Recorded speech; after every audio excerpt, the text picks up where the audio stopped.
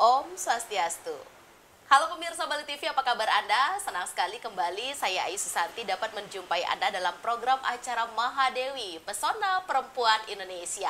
Pada hari ini pemirsa Bali TV kita bersama salah satu perempuan Indonesia yang mempunyai kiprah karir yang sangat luar biasa. Kenapa saya katakan luar biasa? Karena beliau bisa menciptakan atau memberikan ide-ide kreatif dalam menginterior desain satu buah tempat, baik itu residen, baik itu villa, baik itu hotel, tergantung dari keinginan customer atau klien itu sendiri. Nah, seperti apa keseruan beliau dalam memberikan masukan-masukan kepada klien-klien beliau? Kita langsung berbincang dengan Ibu Indah Retno sebagai interior designer. Kita sapa dulu beliau. Halo Ibu, apa kabar? Halo, kabar baik. Ya. Terima kasih ya Ibu Indah bisa Makasih. bergabung bersama kita dan bisa memberikan banyak sekali informasi-informasi kepada perempuan-perempuan Indonesia, khususnya pemirsa Bali TV juga yang menyaksikan acara kita pada hari ini. Ibu, di acara Mahadewi kali ini Ibu hadir sebagai seorang interior designer. Boleh dong Ibu diceritakan kepada pemirsa Bali TV sebenarnya bidang yang Ibu geluti itu seperti apa sih Bu? Oke, jadi yang kami kerjakan itu mendesain ruangan, residence, villa, hotel, restoran, dan lain sebagainya. Kita mendesain sesuai tema yang diinginkan klien, kemudian disesuaikan dengan tren interior design saat ini, dan pilihan material yang sesuai dengan tempatnya. Kurang lebih seperti itu. Oke, baik, kalau seperti itu tempat Ibu namanya ini kan A-Living ya Bu ya? A-Living itu toko kami, Aha. jadi istilahnya showroom untuk memperlihatkan produk-produk kami. Seperti saat ini ya Bu ya, di belakang kurang kita. lebih yang kita duduki ini beberapa sampel dari beberapa proyek yang kita kerjakan. A-Living itu nya itu Anjani, jadi sebenarnya dia Anjani Living. Hasil produk-produk Anjani itu kita taruh di showroom untuk diperlihatkan ke Di display customer, seperti itu Bu ya. Siapa tahu mereka menginginkan desain yang mirip-mirip dengan yang pernah kita kerjakan, kurang lebih seperti itu. Oke, itu adalah Anjani seperti itu Ibu. Betul. Kalau Ibu Indah Retno, kenapa tidak diberikan nama Indah Living atau Retno Living? Kenapa harus Anjani Iya, Ibu? iya, jadi- Terinspirasi dari manakah Ibu? Nah, ini yang seru. Jadi saya itu suka naik gunung dari SMP, saya naik gunung. Aha. Ya. Naik gunung terus jadi interior designer itu ceritanya kok jauh ya Bu? Agak panjang ya. Nah, suatu hari saya beserta teman-teman, beberapa teman arsitek itu naik ke Gunung Rinjani. Gunung Rinjani itu gunung yang menurut saya itu paling indah yang pernah saya naikin di Lombok. Nah, di sana itu masyarakat setempat mempercayai kalau Anjani itu dewi yang besar dan perkasa dan sangat kuat. Baik. Nah, nama saya sendiri kan Sri Indah Retno Kusumawati. Jadi S-nya itu membuat saya dari TK, SD, dan SMP kalau mau ujian olahraga selalu nunggu lama karena nomor absen saya tidak pernah di atas. Iya, Ya. selalu paling bawah ya Bu ya? Ya, Sesuai itu. abjad. Saya kadang nunggunya 2 hari untuk ikut ujian, jadi deg-degannya 2 hari dulu baru ujian. Karena itu saya pikir kalau saya punya usaha atau punya anak saya namakan Bunga, biar dia tidak menunggu lama untuk mengerjakan Itu bisa tugas. jadi seperti itu ya Bu ya? jadi Oke. Terus saya berpikir, oke, saya mengagumi perempuan-perempuan kuat dan tangguh, karenanya dengan nama Anjani, dewinya Gunung Rinjani di Lombok, dia akan menjadi perusahaan yang awal tidak nanti nunggu.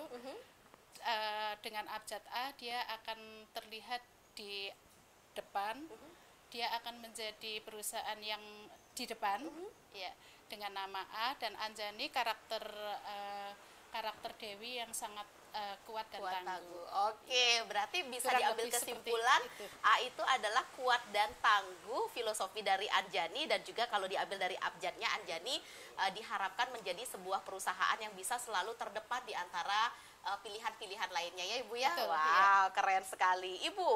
Ibu seorang perempuan ya, kalau memang perempuan itu kan biasanya identik dengan desainer, pakaian-pakaian, manik-manik, ya Ibu ya, bergelut dengan gunting. Ini gimana cerita Ibu bergelut dengan palu ya Ibu ya? Ini material-material yang keras, bisa dilihat pemirsa Bali TV. Ini adalah karya-karya seorang Ibu Indah ya, bergelut dengan kayu, bergelut dengan gergaji, dengan palu dan sebagainya. Ini gimana cerita Ibu? Ibu bisa memilih bidang interior designer selain juga Ibu menekuni bidang perkayuan dengan tukang-tukangnya Ibu. Oke. Nah, itu sesuatu Kok yang nggak fashion gitu loh Bu? harusnya fashion ya, kayak Mbak Ayu ini. Dilihat di kamera bagus, ketemu langsung juga bagus, gaya bahasanya pun bagus, sangat elegan. Nah, saya sendiri itu mengagumi ibu saya. Ibu saya itu salah satu menurut saya perempuan terkuat yang pernah saya kenal. Nah, beliau itu mengajari saya dengan apa yang kamu miliki dan kamu bisa, itu kamu harus menjadi perempuan yang bisa mandiri. Nah, kebetulan saya lulusan sipil S1-nya, dan saya bekerja langsung di bidang kontraktor. Nah, di sana saya lebih banyak berkecimpung sebagai perencanaan, karena waktu itu sekitar tahun 2000-an belum ada komputer arsitek program yang ada di Bali. Dan saya sudah mempelajarinya di Jawa, saya lulusan dari Jawa. Nah, saat itu saya ada di bidang perencanaan. Nah, setelah itu keterusan saya biasa merencanakan hal-hal yang berhubungan dengan arsitektural. Arsitektural itu bisa landscape, bisa interior, lighting, dan lain sebagainya. Nah, setelah itu saya mulai mencintai mendesain. Dan kebetulan ketemu dengan tukang-tukang. Jadi tahun 2006 sekitar itu saya bertemu dengan saya bekerja untuk buying agent dari Prancis. Itu buying agent terbesar di dunia. Iya. Jadi saya bekerja untuk mencari barang interior dan eksterior di seluruh Indonesia. Jadi kadang pagi ini saya di Cirebon, besok saya punya tugas ke Jepara, setelah itu saya ke Jogja, seperti itu. Saya percaya loh pemirsa, hari ini ditelepon di Bali ya, besok sudah di mana lagi, besoknya bisa di luar negeri. Jadi kurang lebih seperti itu. Ya, jadi Bu, ya? Dari situ saya mencintai barang-barang interior ya. Jadi barang interior itu materialnya sangat banyak. Jadi dia ada kayu, kemudian ada metal, gelas, kaca, kemudian lebih banyak yang sesuatu yang bisa diolah. Teksturnya berbeda, warnanya berbeda, dan efeknya terhadap ruangan berbeda. Itu yang membuat saya sangat menarik dengan barang dengan itu. Dan oh ya, saya punya dasar kemampuan itu, jadi saya inikan ibu saya untuk apa yang saya mampu, kemudian saya berusaha untuk mandiri dan membuat hidup itu berguna, seperti itu, berguna untuk diri sendiri dan orang lain. Karena kebetulan saya dengan bekerja di bidang ini, saya mempunyai tukang yang banyak, yang cukup banyak, kemudian mempunyai staf yang cukup banyak. Mereka juga punya keluarga yang selama saya bisa berguna untuk orang lain, ya hidup saya jadi berguna. Wow, ini panutan loh pemirsa Bali TV, inspirasi buat perempuan-perempuan di luar sana dan juga pemirsa Bali TV pada umumnya. Ibu, nanti kita akan lanjutkan perbincangan kita semakin menarik. Saya juga ingin tahu bagaimana sih Ibu mengetahui selera klien, karena klien A dengan B kan belum tentu sama. Apa yang dimau ya Ibu ya, ketika mereka memilih bagaimana bantal yang coklat, ketika mereka memilih bagaimana bantal yang putih, bagaimana sih Ibu tahu selera mereka? Nanti kita akan sambung lagi ya Ibu ya perbincangan kita. Ya pemirsa, semakin menarik perbincangan kita di acara Mahadewi, dan kita akan kembali untuk Anda sesaat lagi.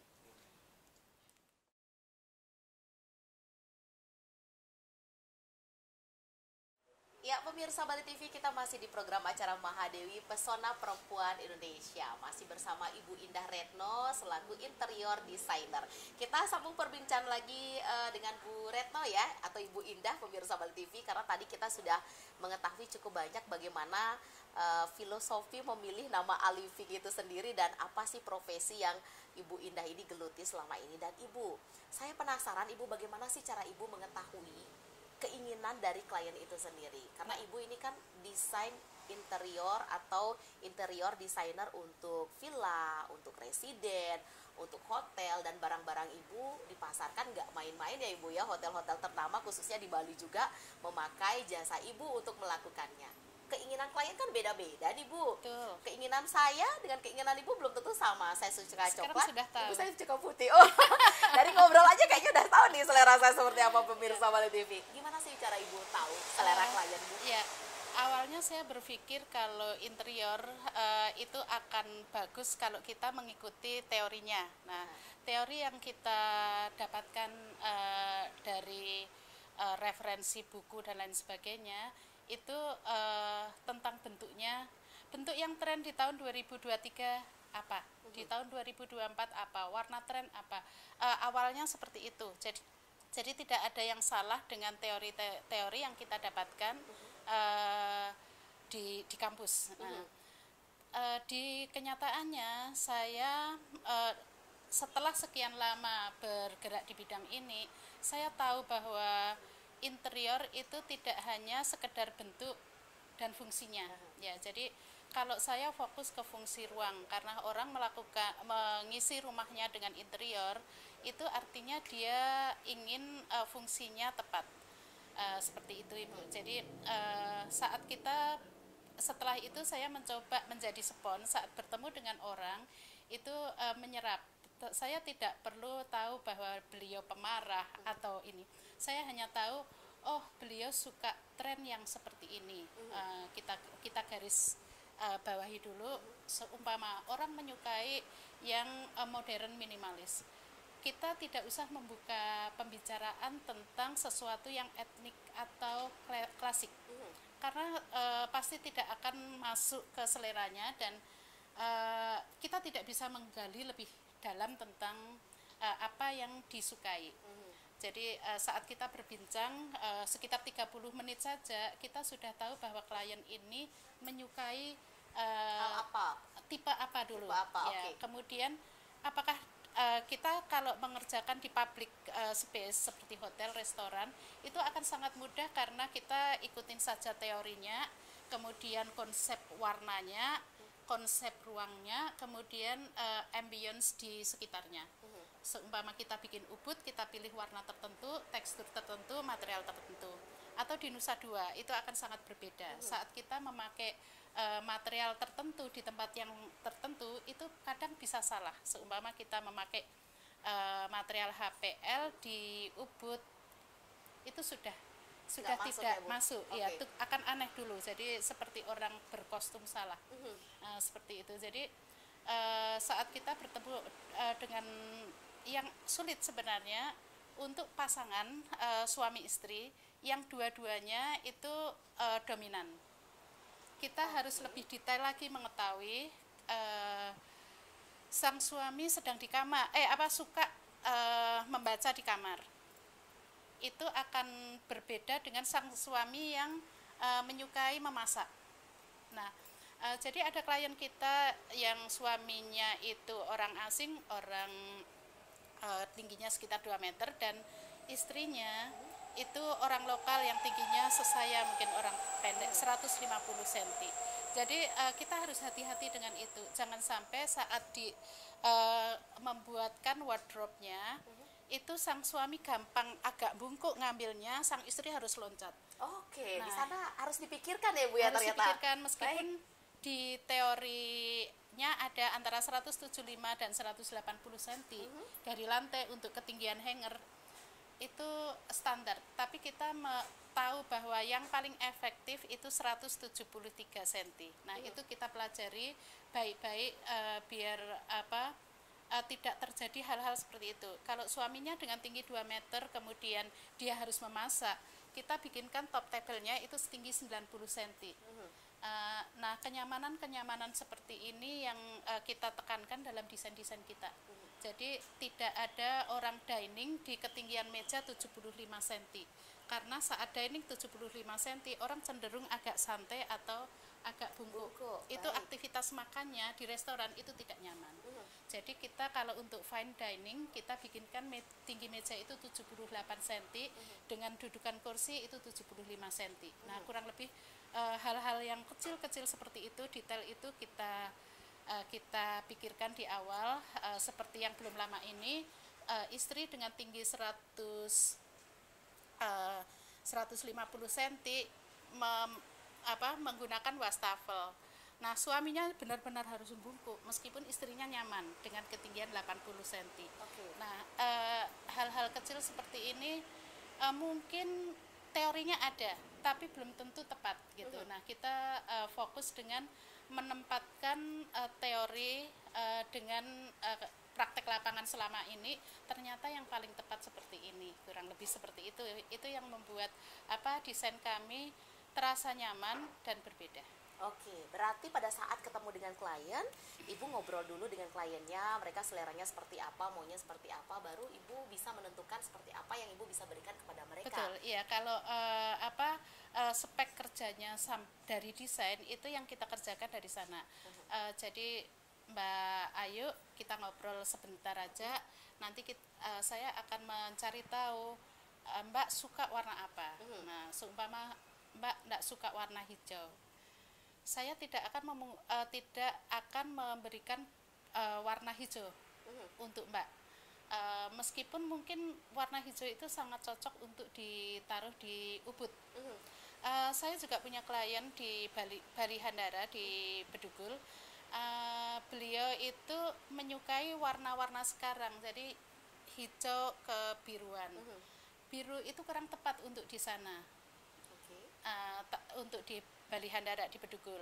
Nah, biru itu akan lebih cocok di Canggu, di Kute, begitu. Itu akan lebih cocok. Tapi karena beliau menyukai warna biru, kita memilihkan warna biru hijau yang kebiruan.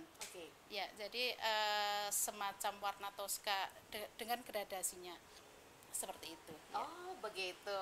Baik, ternyata ini juga setelah klien itu berkomunikasi, pemirsa Bali TV, Ibu juga memberikan saran bagaimana baiknya sehingga menjadi sebuah interior desain yang menarik ya Ibu ya untuk dipandang. Ibu ini kan banyak sekali hal yang Ibu lakukan, banyak klien dengan berbagai karakter yang Ibu hadapi, banyak dunia kerja yang dengan challenge-challenge yang sangat luar biasa. Ibu, selama Ibu menggeluti sebuah profesi sebagai interior designer, ada kendala yang berarti nggak Ibu buat Ibu selama ini? Kalau boleh tahu Bu, sampai saat sekarang ini berapa tahun sih Ibu?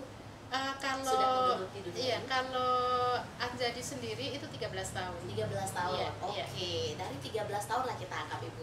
Ada kendala nggak Ibu yang dihadapi selama ini? Pasti ada lah Bu kendala. Apa yang mau dibagikan kepada pemirsa Bali TV yang ada di rumah, seandainya nanti siapa tahu beliau-beliau ini dalam usaha beliau menghadapi kendala, apa yang Ibu bisa sampaikan kepada pemirsa bisa menjadi sebuah inspirasi untuk tetap strong di dunia pekerjaan yang beliau geluti. Oke.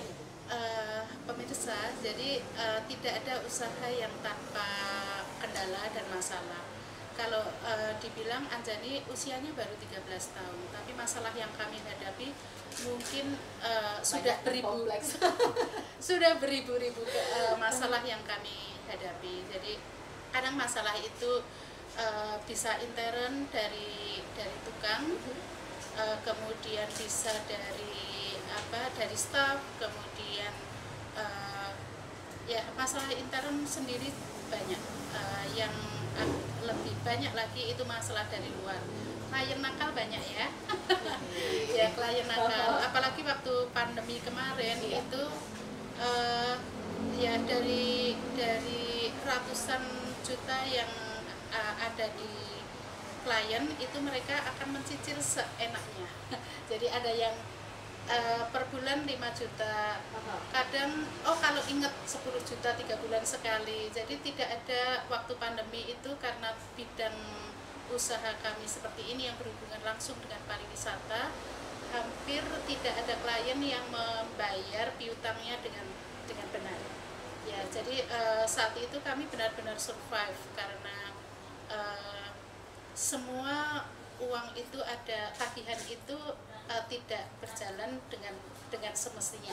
Iya. Ya, cuman saat itu saya hanya berpikir bahwa saldo perusahaan masih bisa mengcover operasional karyawan. Ya, itu yang nomor satu.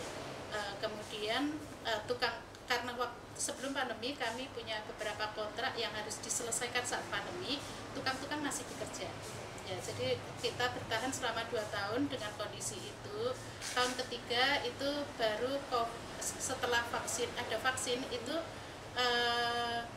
keadaan membaik. Jadi keadaan membaik, klien-klien sudah mulai optimis bahwa COVID akan berakhir. Jadi klien mulai baik pembayarannya. Ya, sudah ada yang meskipun 5 juta tapi per bulan 5 juta. 10 juta per bulan, ya. Itu berat buat kami untuk bertahan sebenarnya. Di tahun ketiga itu tahun lalu ya keadaan mulai membaik karena klien mulai berpikir untuk investasi kembali, mulai membangun kembali, mulai renovasi seperti itu tahun lalu. Nah, tapi kebetulan tahun lalu saya hampir setahun itu sakit.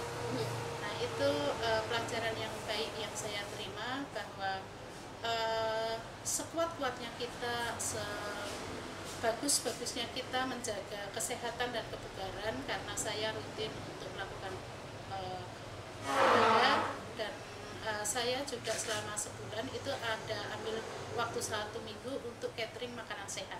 Ya pemirsa Bali TV, kita akan kembali sesaat lagi tetap di acara Mahadewi Pesona Perempuan Indonesia.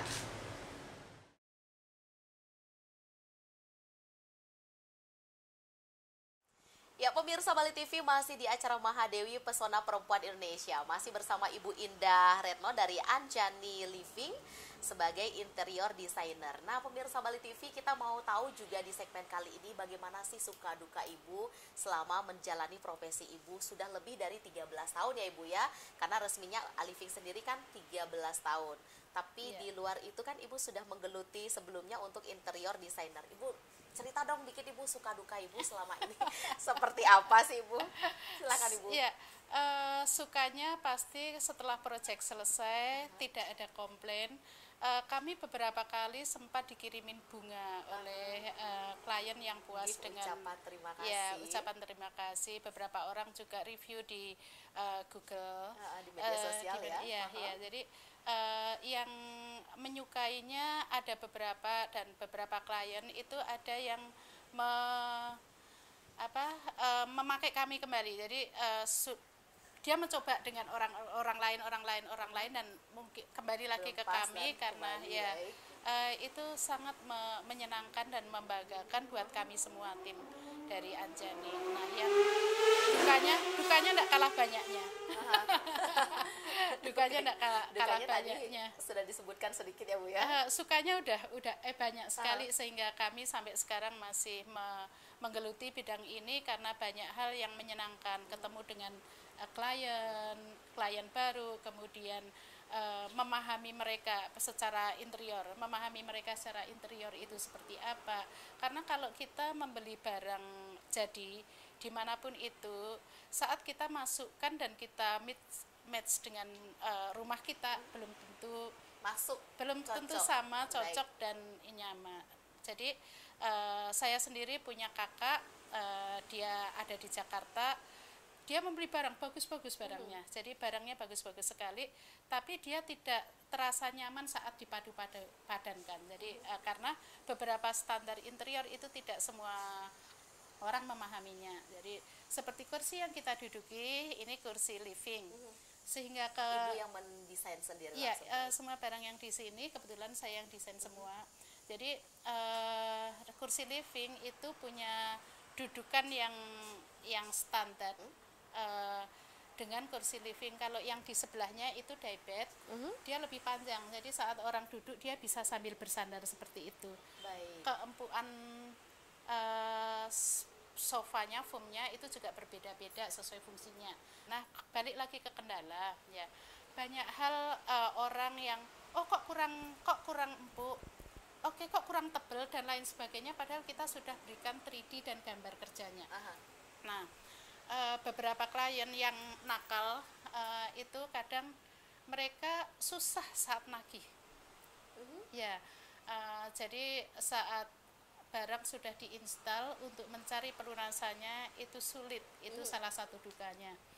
Duka yang lain itu kadang kita sudah mengatur schedule sedemikian rupa, tapi tukang, saya mau pulang, mau liburan anak saya, pulang begitu saja. Nah, itu kan mengganggu schedule. Itu hal yang salah satu duka yang itu. Jadi kita agak kewalahan ke lingkungan yang untuk memastikan bahwa schedule tetap tercapai. Wow, ternyata hal yang dipikirkan seorang Ibu Indah Retno itu kompleks sekali loh pemirsa Bali TV. Bukan hanya sekedar gambar-gambar, desain dan jadi dioper kepada residen ataupun villa atau hotel yang membutuhkan. Ternyata di balik itu semua beliau harus memikirkan banyak hal. Dari bagaimana menggambarnya, bagaimana kebutuhan klien, bagaimana tukang itu mengerjakan, bagaimana kepuasan customer itu sendiri, sehingga next time ada proyek kembali bisa kembali ke Anjani Living. Ibu, makasih banyak loh Ibu, bermanfaat sekali sharing-sharing Ibu dan pemirsa Bali TV. Yang ada di showroom hari ini semua adalah karya-karya seorang Ibu Indah Retno sebagai interior designer. Nanti juga kita akan mungkin bisa memperlihatkan beberapa karya-karya beliau untuk Anda pemirsa Bali TV. Ibu, apa yang Ibu mau sampaikan kepada perempuan-perempuan yang ada di manapun berada dan juga pemirsa Bali TV yang menyaksikan acara kita di program acara Mahadewi Pesona Perempuan Indonesia, terutama Ibu sebagai seorang perempuan dengan dunianya Ibu, dengan kesibukan Ibu, dengan membagi Ibu waktu bersama keluarga dan buah hati. Silakan Ibu. Oke, pemirsa Bali TV, jadi usaha itu tidak pernah mudah. Ya, usaha itu sama dengan berjuang. Jadi jangan pernah berpikir bahwa saat kita mendapat pekerjaan, kita akan mendapatkan hasil. Siap dengan segala resikonya. Saat kita harus kalah, saat kita menghadapi masalah dalam pekerjaan, selalu bangkit, selalu berdiri, pasti bisa. Ya. Energi yang kita dapatkan saat kita memulai pekerjaan harus kita jaga sampai pekerjaan itu selesai dengan baik. Oke, Ibu, energi yang kita punya saat memulai pekerjaan sampai pekerjaan itu tuntas, energi itu harus tetap stabil. Itu yang kadang-kadang tidak semua orang bisa lakukan. Betul, ya Ibu ya. Iya. Apalagi seorang yang mempunyai moodi kadang-kadang on, kadang-kadang down. Nah, itu bahaya ya. Jadi saya berharap kalau Anda Anda memikirkan untuk jadi pengusaha, jangan pernah berpikir moodi. Jauhkan mood itu, selalu jaga energi baik dalam diri Anda, apalagi kalau Anda pemilik bisnis atau CEO yang bergerak langsung dengan bisnis Anda. Berikan energi positif ke keluarga Anda, tukang Anda, staf Anda. Jadi energi positif itu harus selalu ada di sekitar Anda. Saat Anda mendapatkan energi yang negatif, silakan untuk disimpan saja, dikunci jauh-jauh dari aktivitas Anda sehingga tidak menularkan energi yang negatif ke orang-orang sekitar Anda. Wow, terima kasih loh Ibu. Ini pesannya sangat berarti sekali, bukan hanya untuk pemirsa Bali TV tetapi juga untuk saya Bu ya. Jangan jadi orang yang mut-mutan, stabil ya Bu ya. Ibu Indah, makasih banyak untuk sharingnya hari ini. Terima kasih banyak untuk informasinya kepada pemirsa Bali TV dan pemirsa dimanapun berada. Mudah-mudahan apa yang kami sajikan hari ini di program acara Mahadewi Pesona Perempuan Indonesia dapat bermanfaat untuk Anda, terutama untuk Anda seorang perempuan dimanapun berada. Dan akhir kata, saya Aisyah Santi Putra Nendia bersama Ibu Indah Retno pamit undur diri dan kami akhiri dengan Om Santi, Santi, Santi Om.